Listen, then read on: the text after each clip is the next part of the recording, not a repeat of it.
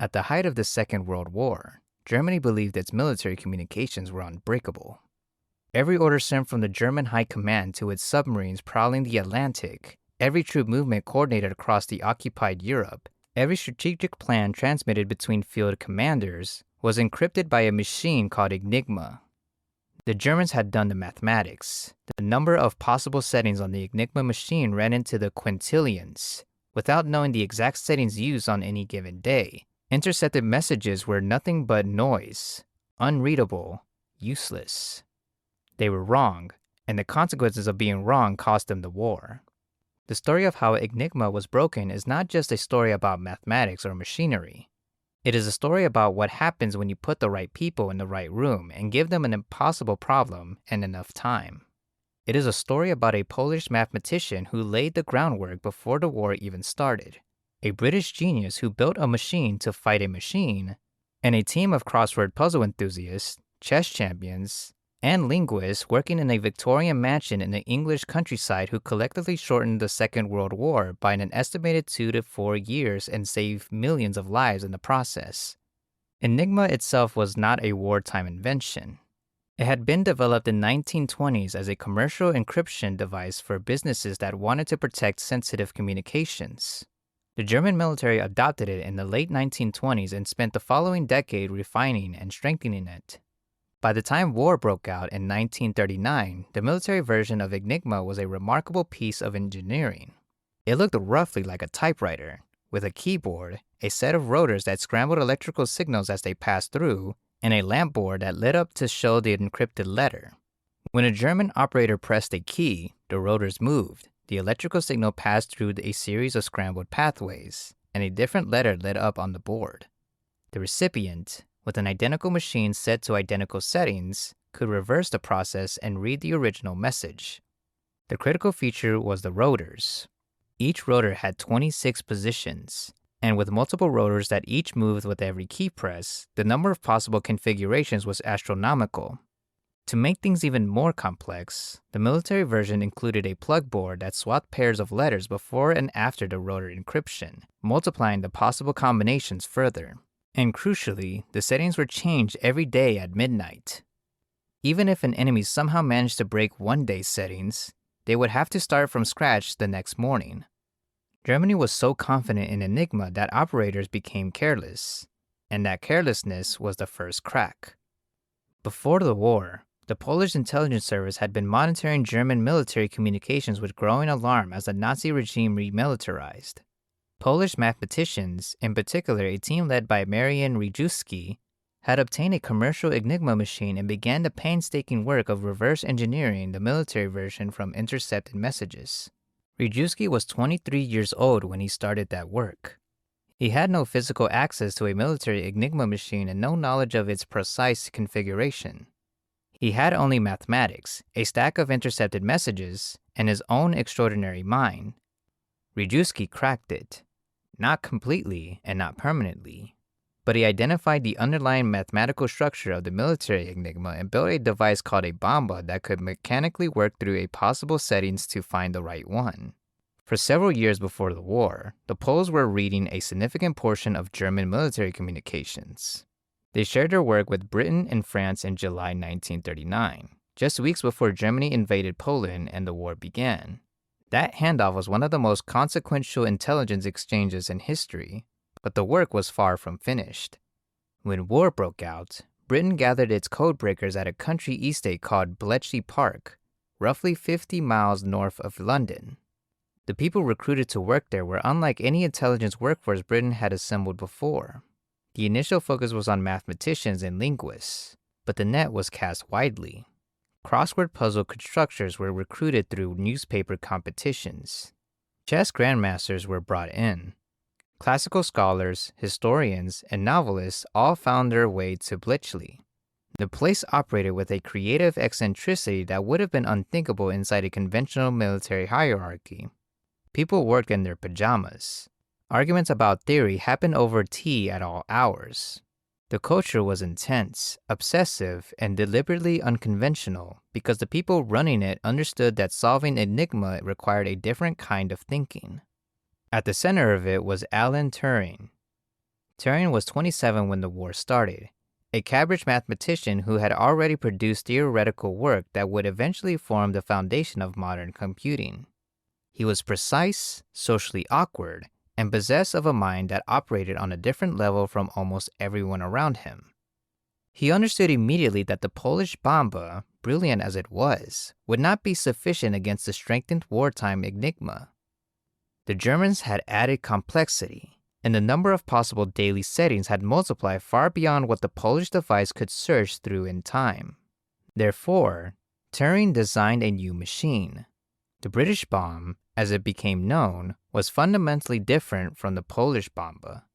Rather than searching randomly through possible settings, Turing designs exploited a logical weakness in the Enigma system itself. Enigma had one absolute rule built into its design. No letter could ever encrypt to itself. A could become any letter except A. B could become any letter except B. That constraint, seemingly minor, was actually a profound structural weakness.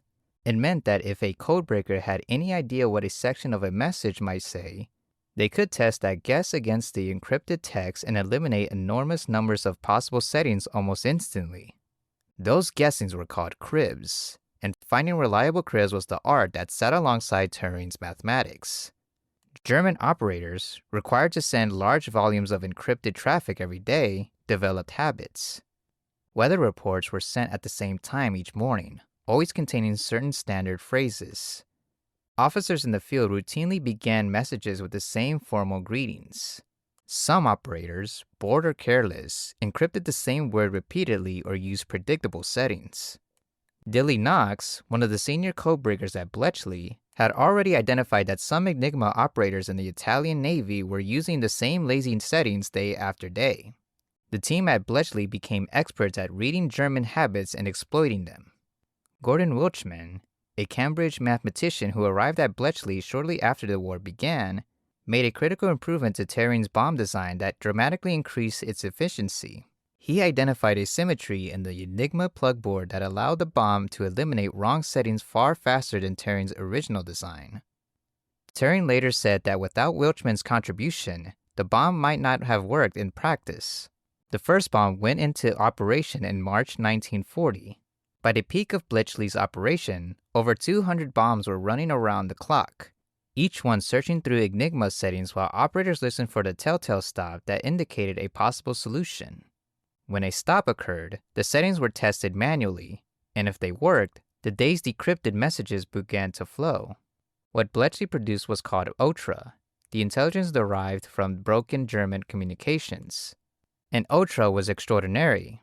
It gave Allied commanders insight into German plans, troop movements, supply shipments, and strategic intentions that no conventional intelligence method could have provided. The Battle of the Atlantic, the brutal campaign in which German U-boats were attempting to strangle Britain's supply lines by sinking merchant ships faster than they could be replaced, shifted significantly once Ultra gave Allied convoy commanders the ability to route ships around U-boat patrol positions. Thousands of sailors and tons of vital supplies were saved by intelligence that the Germans had no idea was being read. In North Africa, Field Marshal Erwin Rommel's supply shipments were tracked so precisely through Ultra that Allied forces were able to intercept and destroy a significant proportion of the material he needed to sustain his campaign. The Allied invasions of Sicily and then Italy were preceded by a deception operation that was only possible because Bletchley was reading German communications closely enough to monitor exactly how efficient the deception was working. Before the D-Day landings in June 1944, the Allies ran an elaborate operation called Fortitude, convincing the Germans that the real invasion would come at the Pas-de-Calais rather than Normandy. The operation involved fake armies, double agents, and fabricated radio traffic. But the key to knowing whether Germany believed the deception was Ultra. Bletchley read the German assessments in real time and confirmed that Hitler and his commanders were convinced. The Normandy landings went ahead with Germans still holding their largest armored reserves back, waiting for an invasion at the Pas-de-Calais that never came. None of it could be allowed to become public. If Germany suspected its communications were being read, it would change the Enigma system and the intelligence would disappear overnight. Therefore, Ultra was one of the most tightly guarded secrets of the war. When intelligence arrived from Bletchley indicated a German attack was coming, it could not simply be acted on directly. Plausible cover stories had to be constructed. Reconnaissance aircraft were sometimes sent out to make it appear that the intelligence had come from conventional observation. Soldiers in the field who benefited from Ultra had no idea where the information was coming from. The secret held for the entire duration of the war and for 30 years afterward, when it was finally declassified in 1974. Alan Turing did not receive the recognition his contribution deserved in his lifetime. After the war, he returned to academic work and continued developing the theoretical foundations of computer science.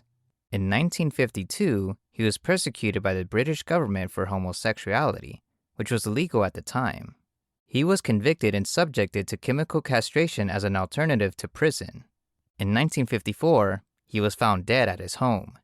The cause was cyanide poisoning, and while it was ruled a suicide, it has never been definitively resolved. He was 41 years old.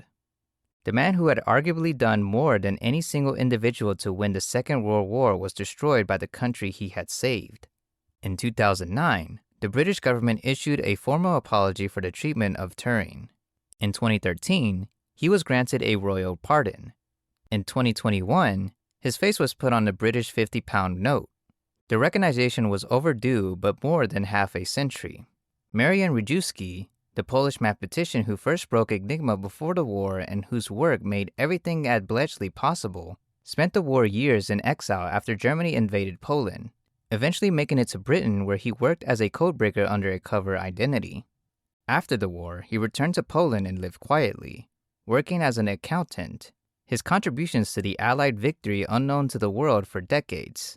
He died in 1980, 4 years before Bletchley's work was fully revealed to the public. The code that Germany believed was unbreakable was broken by a 23-year-old Pole doing mathematics by hand, refined by a British genius working in a Victorian mansion, and read every day for years by a team of people that most of the military establishment would never have thought to hire. The Germans sent millions of messages they believed were secret. Every one of them was a potential window into their intentions. They never closed the curtain.